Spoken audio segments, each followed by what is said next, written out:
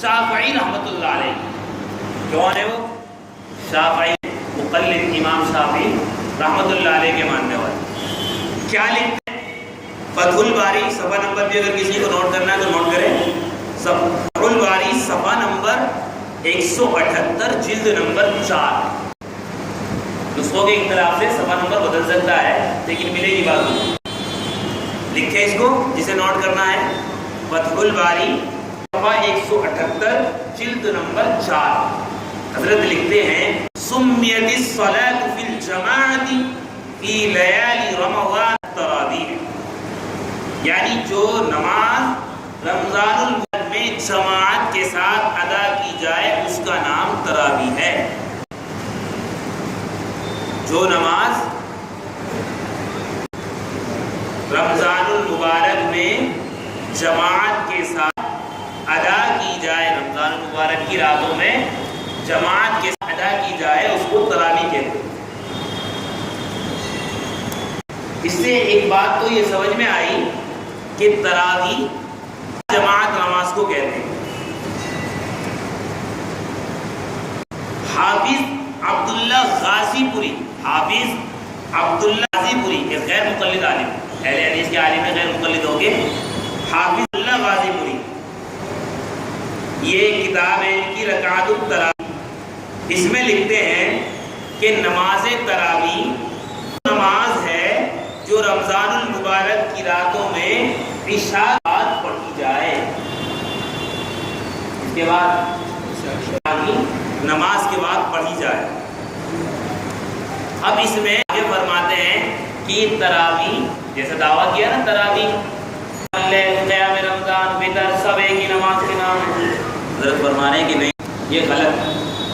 تراویح الگ نماز ہے اور تہجد الگ نماز ہے.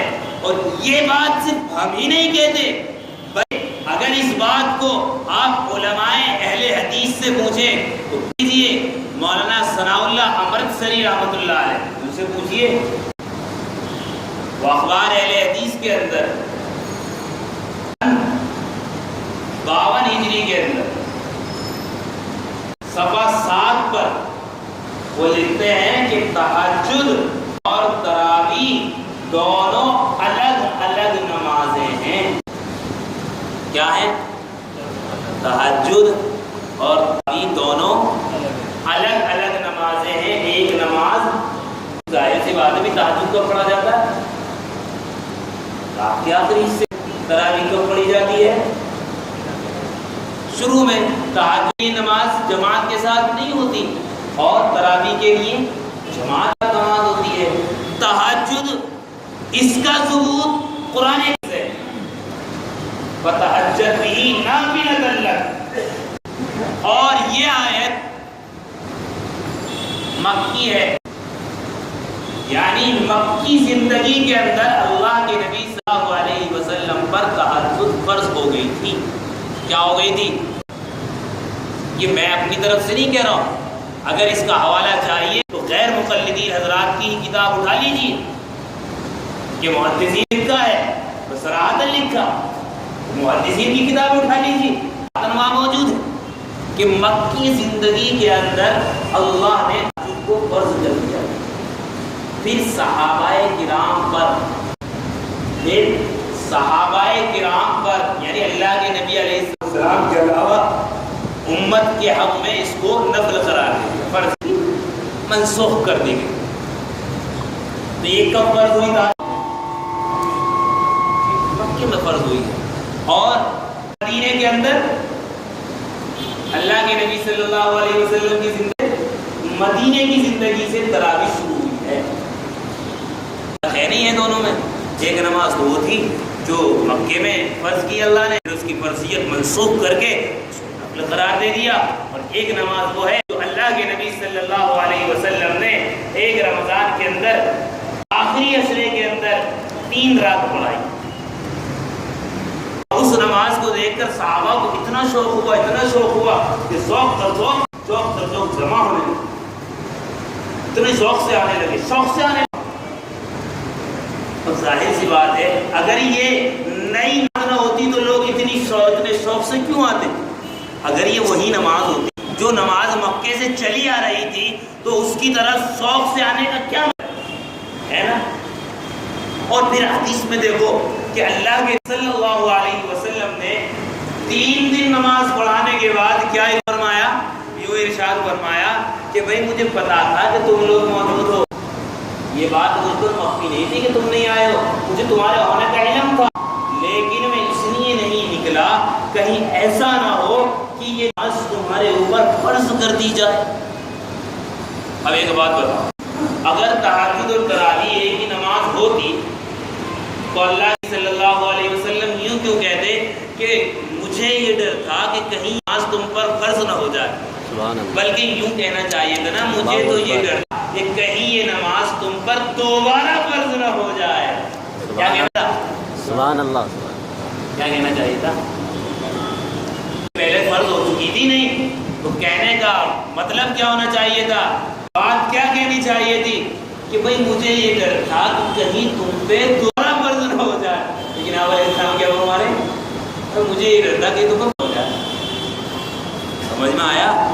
تہجد الگ اور تراویح الگ نماز ہے، دونوں کو ایک سمجھنا غلط فہمی، تو غلط فہمی کسی سے بھی ہو سکتی ہے، تو انسان ہی نا، مجھ سے بھی غلط فہمی ہو سکتی ہے، آپ سے بھی غلط فہمی ہو سکتی ہے، اور سے بھی غلط فہمی ہو سکتی ہے، بڑے سے بھی غلط فہمی ہو سکتی ہے، چھوٹے سے غلط فہمی ہو سکتی ہے، نا، ایک آدمی سے ہو سکتی ہے۔ ہمیں بھی تو اپنی اس چیز پر، اس دعوے پر کہ تہجد تراویح سب ایک نماز ہے، وغیرہ سب ایک نماز ہے، ہمیں بھی تو غور کرنا چاہیے کہ کہیں ایسا نہیں ہے کہ ہم اپنے اس دعوے کے اندر غلط ہوں۔ اور یہ دعوے والے اہل حدیث بھائی، دیکھو میں کسی کو نشانہ اور ٹارگٹ نہیں کر رہا ہوں، میرا مقصد کسی کو ٹارگٹ کرنا نہیں، میری بات آپ کی سمجھ میں آ جائے، آپ کو اللہ عمل کی توفیق دے دے، مجھے حق بولنے کی توفیق دے دے، اس بات پر تو اللہ جی یہاں ہے۔ کسی کو ٹارگٹ کرو، نشانہ بناؤ، اللہ کے یہاں کیا ہے؟ اللہ کے یہاں اجر تو نیتوں پر ملتا ہے۔ اگر ہماری نیت یہ ہے کہ کسی کا ہو جائے، ہماری طرف سے حق بات پہنچ جائے، رب اجر عنایت فرمائے، اس لیے یہ بات۔ تو میں عرض یہ کر رہا تھا کہ تراویح تہجد کو جو لوگ ایک سمجھتے ہیں، اگر ہم ان سے دلیل کا مطالعہ کریں تو سب سے پہلے ہم یہ پوچھیں گے کہ میرے بھائی یہ بتاؤ آپ کے یہاں دلیل کیا کیا ہوتی ہے؟ یہ پوچھیں گے نا، بھائی میں حنفی ہوں تو امام ابو حنیفہ رحمۃ اللہ علیہ جو دلیل مانگتا ہوں اسی کے مطابق اس سے آپ دلیل لو، اور جو آپ مانتے ہو اس کے مطابق میں آپ سے پوچھوں گا۔ تو اہل حدیث حضرات یہ کہتے ہیں کہ ہمارے یہاں دلیل صرف 2 چیزیں ہیں، بھئی یہی کہتے ہیں کتاب اللہ، کتاب قرآن، اور اہل حدیث 2 ہی اصول، قال اللہ قال الرسول، اللہ نے فرمایا یا اللہ کے رسول صلی اللہ علیہ وسلم نے فرمایا تو ہم اس کو تسلیم کریں گے، نہ کسی امتی کی بات کو بلا دلیل لینا۔ تو غیر مقلدین حضرات، اہل حدیث حضرات کہتے ہیں کہ ہم تقلید کہتے ہیں، کیا کہتے ہیں وہ؟ کہ اگر ہم اللہ کے نبی یا اللہ کے نبی صلی اللہ علیہ وسلم پھر غور سے سننے کی بات ہے، کیا ہے بات؟ غور سے ہے کہ اگر ہم اللہ اور اللہ کے نبی صلی اللہ علیہ وسلم کے علاوہ کسی کی بات کو ہم دلیل نہیں مانتے، یہ اہل حدیث کا دعویٰ ہے نہیں ہے؟ جی، ہر آدمی سے پوچھ رہے یہی ہے، جی یہی آپ سنتے ہیں۔ ہم یہ کہتے ہیں کہ ہم یہاں سب سے پہلے اللہ کی کتاب یہ حجت ہے، اللہ کی کتاب کے بعد حدیث یہ ہمارے لیے حجت ہے، سنت اللہ، اس کے بعد ہمارے لیے اجماع حجت ہے، امت متفق ہو جائے، اور اس کے بعد ہمارے لیے قیاس حجت ہے، جو مجتہد قیاس کر کے بتا دے وہ ہمارے لیے حجت ہے، قیاس شرعی۔ یہ ہماری 4 دلیل۔ تو اہل حدیث حضرات کا دعویٰ ہے کہ جو بات ہم کہتے ہیں وہ اللہ کی کہی ہوئی ہوتی ہے، اللہ کے تو اس دعوے کے مطابق ہم یہ پوچھتے ہیں کیا قرآن کریم کی کوئی آیت ایسی ہے جس سے یہ پتا چلتا ہو کہ اللہ تعالیٰ نے فرمایا ہو کہ تہجد اور تراویح ایک نماز برا مت مان؟ سوال میرا غلط تو نہیں ہے بھئی؟ آپ کی ان کی دکان ہے، دودھ کی دکان ہے، میں آگے کہوں دودھ دے دو، برا مانو گے؟ خوش ہونا چاہیے نا، میری تو دکان چل رہی، گراہک آنے لگے، کسٹمر خوش ہونا چاہیے، تو خوش ہونا چاہیے میرے اس سوال سے ان لوگوں کو جو یہ کہتے ہیں کہ ہم صرف قرآن اور حدیث کو مانتے ہیں۔ میرا سوال ہے میرے بھائی، جیسے تمہارا یہ دعویٰ ہے تو میں آپ سے سوال کرتا ہوں کہ کیا آپ کا یہ دعویٰ کہ تہجد، تراویح، وتر، قیام اللیل، قیام رمضان سب ایک نماز کے مختلف نام ہیں، کیا قرآن کے اندر ہے لکھا ہو؟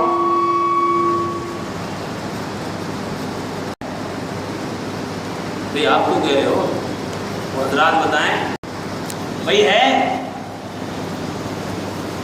صبح پیش کروا تو قرآن میں لکھا ہوا تھا، قرآن کی فلاں آیت پہ فرمائیے۔ اچھا چلو حدیث سے، حدیث بتاتی ہو بات کو، تہجد، تراویح، قیام اللیل، قیام رمضان، وتر سب ایک نماز، یہ حدیث میں آیا ہے؟ حدیث میں بھی نہیں ہے جی۔ پھر آپ نے کہاں سے کہا؟ یہ ہمارے مولانا لوگ کہہ رہے ہیں۔ جاؤ اپنے ضابطے پر دیکھو، سنو، ایک قوم شعیب علیہ السلام اس لیے کی گئی، اس کے لینے کے بعد الگ تھے اور دینے کے بعد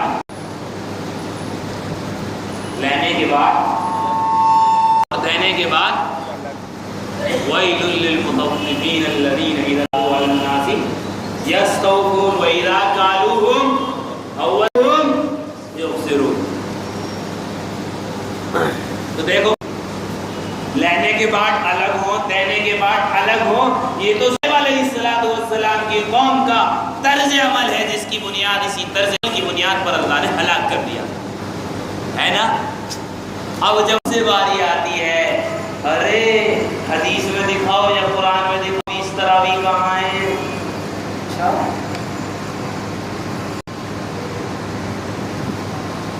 اب آپ بھی تو دکھاؤ، یا بنیوں والا رول کر رہے ہو؟ اب آپ بھی تو دکھاؤ کہ بھئی یہ قرآن میں ہے کہ یہ ساری نماز ایک ہے، یا یہ حدیث میں ہے کہ یہ ساری نماز ایک ہے؟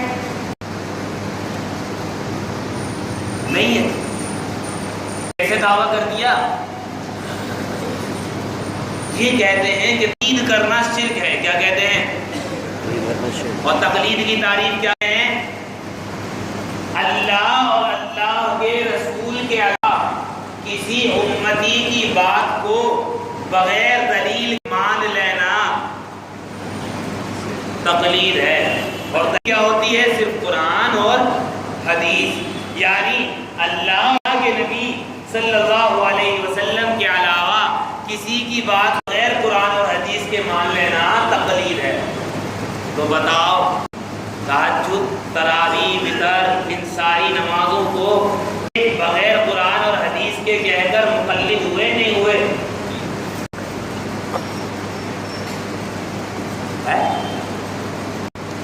لیکن یہود کا ایک عمل تھا کہ جب وہ غریبوں کو سزا دیتے تو پوری دیتے، مالداروں کی باری آتی سزا میں تخفیف کرتے۔ اب یہاں تو غریب سمجھے ہیں یا حنفیوں کو کہ ان کے پاس تو علم ہی نہیں ہے، تو اس لیے ان کی تو ہر بات کو شرک کہہ دو، بھئی تمہاری بات آوے ہماری بات ہو تمہاری، کیوں؟ ہم دوسرے آدمی تم دوسرے آدمی۔ اللہ کے حساب نہیں ہوگا میرے بھائی، اللہ کے حساب نہیں ہوگا۔ اللہ نہیں جانتا ہے کہ تجھ سے جو مطالبہ کر رہا ہے تیرے دعوے کے مطابق کر رہا ہے؟ اللہ جانتا کہ نہیں جانتا؟ میرے بھائی یہی اصل چیز ہے کہ جو آدمی اپنے ضابطے کا پکا ہے وہ آدمی حق پر ہے، جو ضابطے چھوڑتا ہے وہ آدمی نہیں ہو سکتا۔ ضابطے نہ چھوڑو، تیرے حق آئے تو اپنے حق میں بھی مان لے، تیرے خلاف آئے تو بھی مان لے۔ لا يمنعكم شنآن قوم على الا تعدلوا اعدلوا هو اقرب للتقوى۔ اے ایمان والو، تمہیں کسی قوم کی دشمنی اس بات پر آمادہ ہے کہ تم نا انصافی کرنے لگو۔ ارے انصاف کرو، انصاف کی تقوی کے زیادہ۔ یہ تو اللہ کے نبی صلی اللہ علیہ وسلم نے ارشاد فرمایا تھا، اگر فاطمہ بنت محمد بھی چوری کرتی ہاتھ اس کے بھی کٹتے۔ میرے بھائی، اس شرک کی گردان، یہ شرک کا کوڑا، اس شرک کا گولا ہمپیوں پہ ہی کیوں ہے؟ یہ ہماری طرف بھی تو اس کا رخ مڑ گیا، آپ کیا کرو گے؟ نہیں آیا سمجھ میں؟ ہم اصول چھوڑتے، ہم اصول بناتے تو اصول پر قائم رہتے ہیں، یہ نہیں کہ تیرے لیے الگ، تیرے بانٹ دینے کے الگ اور لینے کے بانٹ الگ۔ مثلا ایک مثال اور دے، اصول توڑنے کی دے دوں۔ اللہ کی صفات، اللہ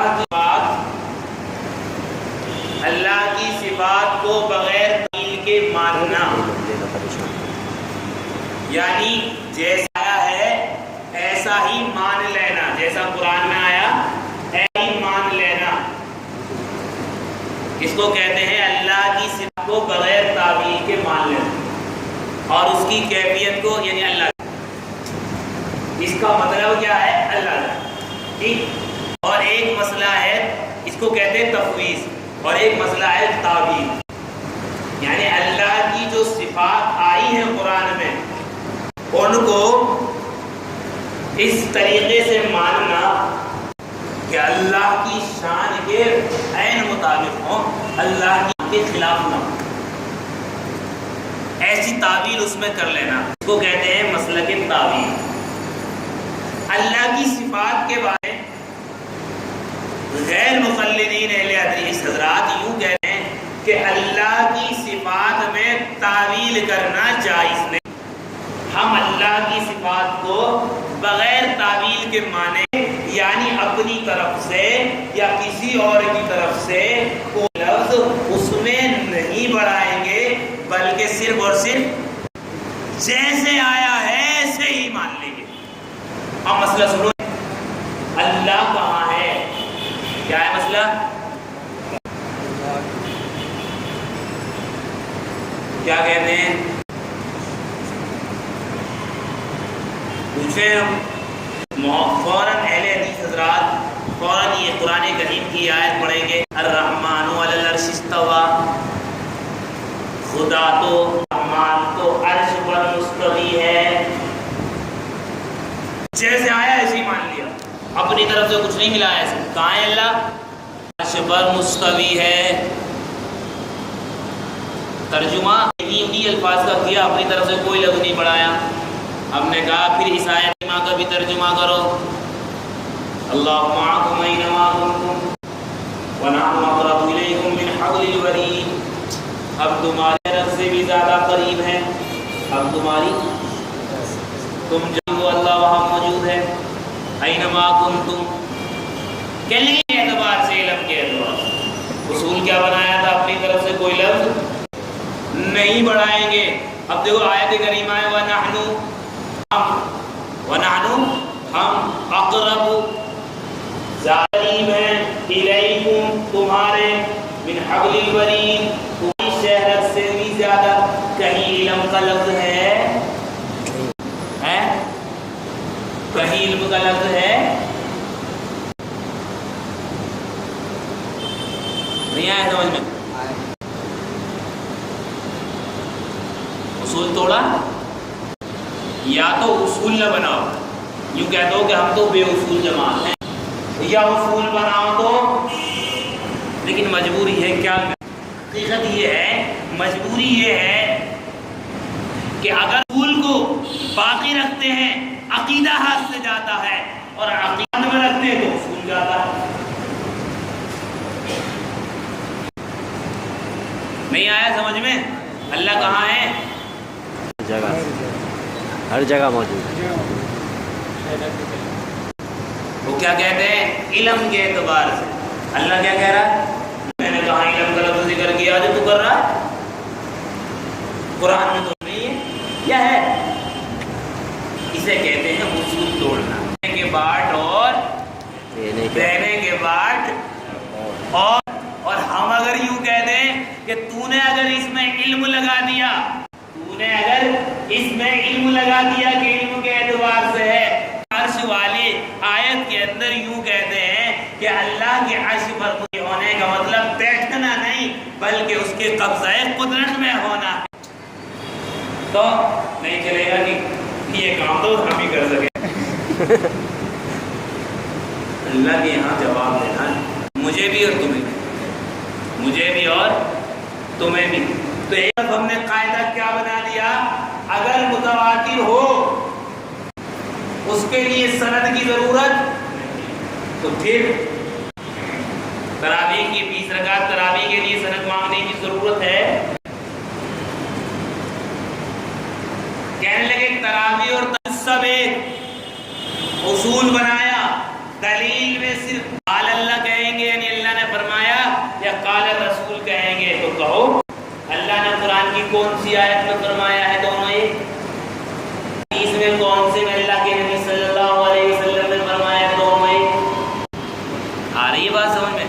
ابھی ایک صاحب نے ہمارے ایک دوست نے مولانا الیاس محمد دامت برکاتہ کا ایک کلپ دکھایا اور حقیقت پر مبنی سوال انہوں نے یہ کیا ہے کہ اہل حدیث حضرات کا عمل کیا ہے، وہ دیکھیں۔ سب سے پہلے تراویح کتنی پڑھتے ہیں؟ 8۔ تراویح کتنی پڑھتے ہیں؟ 8۔ دوسرا عمل کتنے دن میں؟ پورے رمضان 30 دن۔ کتنے دن پڑھتے ہیں؟ 30 دن۔ 30 دن 29 دن 30 دن۔ کتنی مسجدوں میں پڑھتے ہیں؟ ساری مسجدوں میں،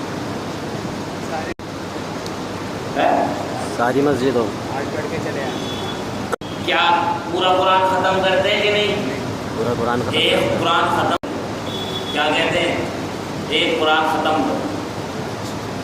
اب ان سے سوال یہ ہے کہ تمہارے یہاں دلیل کیا ہے؟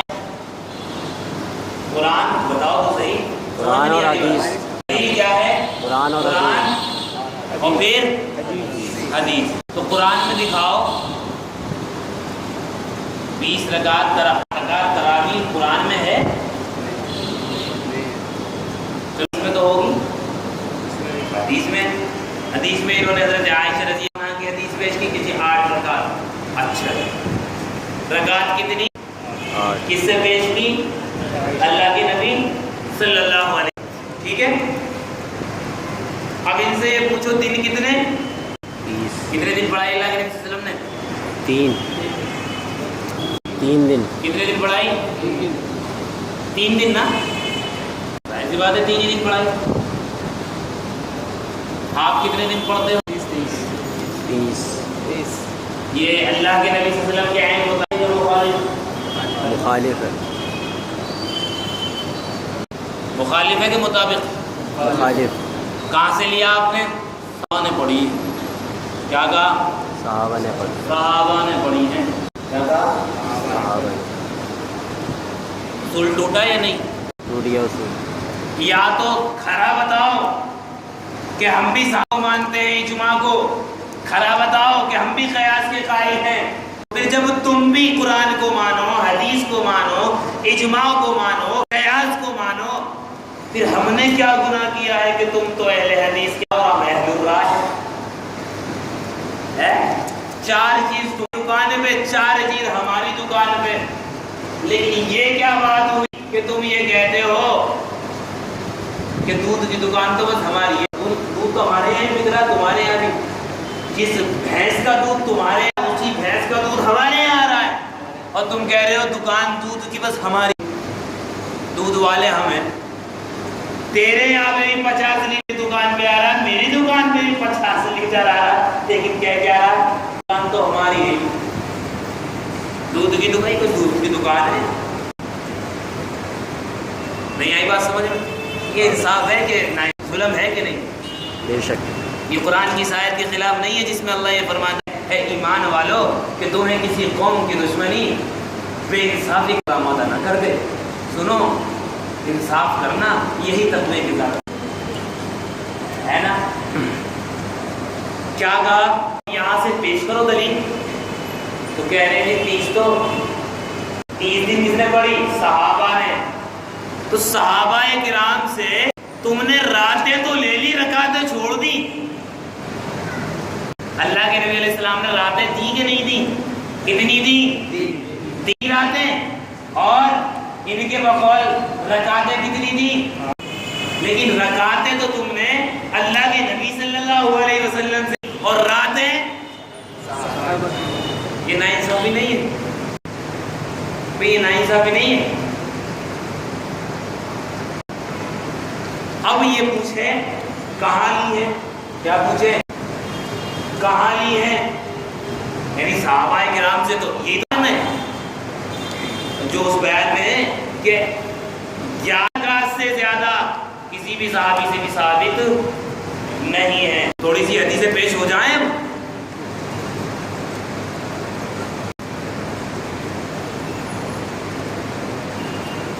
پہلی لے لیجیے. اخبرنا ابو عبد الله الحسين بن محمد بن الحسين الجبري الدينوري بالدامغان قال حدثنا احمد بن محمد بن اسحاق قال حدثنا عبد الله بن محمد بن عبد العزيز البغوي قال حدثنا علي بن الجعد انبانا ابن عزيب عن يزيد بن خصيفة عن السائب بن يزيد قال كانوا يقومون على عهد عمر بن الخطاب رضي الله عنه في شهر رمضان ب20 ركعة. اس سند دینے کے بعد ابن ابی ذئب نے یزید بن خصیبہ سے انہوں نے روایت کی ابن یزید سے کہ لوگ حضرت عمر رضی اللہ عنہ کے زمانے میں رمضان المبارک کے اندر 20 رکعت تراویح پڑھتے تھے. کون سی حدیث ہے؟ بیہقی شریف. کون سی ہے حدیث؟ کیا ہے حدیث؟ بالکل صحیح ہے. محدث نیموی رحمۃ اللہ علیہ اس اثر کے رجال کے سلسلے میں فرماتے ہیں رجال اسنادی کلہم ثقات، کہ اس سند کے تمام راوی ثقہ ہیں. پھر حافظ رحمۃ اللہ علیہ تذکرۃ الحفاظ، طبقات الحفاظ، حافظ ابن حجر رحمۃ اللہ علیہ کی تقریب التہذیب، رحمۃ اللہ علیہ کی الخلاصہ، ابن العراقی کی شرح التقریب، قطعی کی المصابیح کے حوالے سے ایک ایک راوی کی توثیق و تصحیح کی ہے. ملاحظہ ہو التعلیق الحسن صفحہ 14. حدیث کیا ہے؟ رجال اسنادی کلہم ثقات. مفتی احمد صاحب سے میری گزارش ہے آگے آ جائیں، آگے آ جائیں. مفتی احمد صاحب آگے تشریف لیں، آپ سے گزارش ہے. یہ محدث فرما رہے ہیں اور الذہبی، علامہ سیوطی اور دیگر محدثین نے سے اس حدیث کی تصحیح نقل فرما دی. یہ کیا ہوئی؟ 20 رکعت پڑھنے کی حدیث کیا ہوئی؟ صحیح ہوئی یا نہیں ہوئی؟ اور وہ کیا کہہ رہے تھے؟ کوئی حدیث ہے، کوئی حدیث ہے ہی نہیں جس کو کہا جائے، بلکہ کوئی نہ کوئی راوی ایسا ہے کہ جو اس روایت کے اندر جھوٹا ہے. تو میں پوچھ رہا ہوں کہ یہ راوی جن کے نام ہم نے ذکر کیے ان میں کون کون سا راوی جھوٹا ہے؟ اگر یہ راوی جھوٹے ہیں تو یہ بڑے بڑے محدثین کی سب ثقہ ہے، معتبر ہیں. ان کی حدیث ہے صحیح ہے.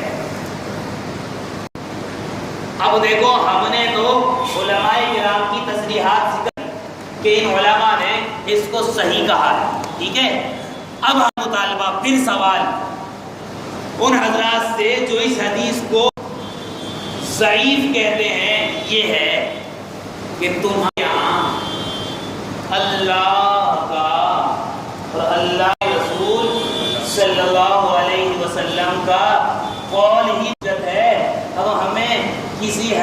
میں یا قرآن کریم کی کسی آیت میں یہ لکھا دکھاؤ کہ اللہ کے نبی اللہ نے فرمایا ہو یہ حدیث ضعیف ہے.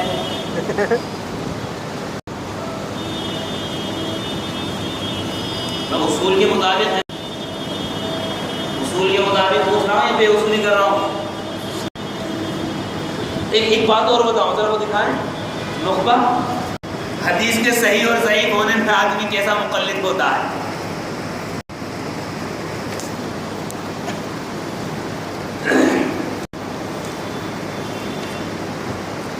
اس میں ہم دیکھ رہے ہیں خبر الاحاد بنقل عن تام الضبط متصل السند غیر معلل ولا شاذ هو الصحیح لذاتی. حدیث صحیح کسے کہتے ہیں؟ انہوں نے تعریف لکھی علامہ حجر رحمۃ اللہ علیہ نے.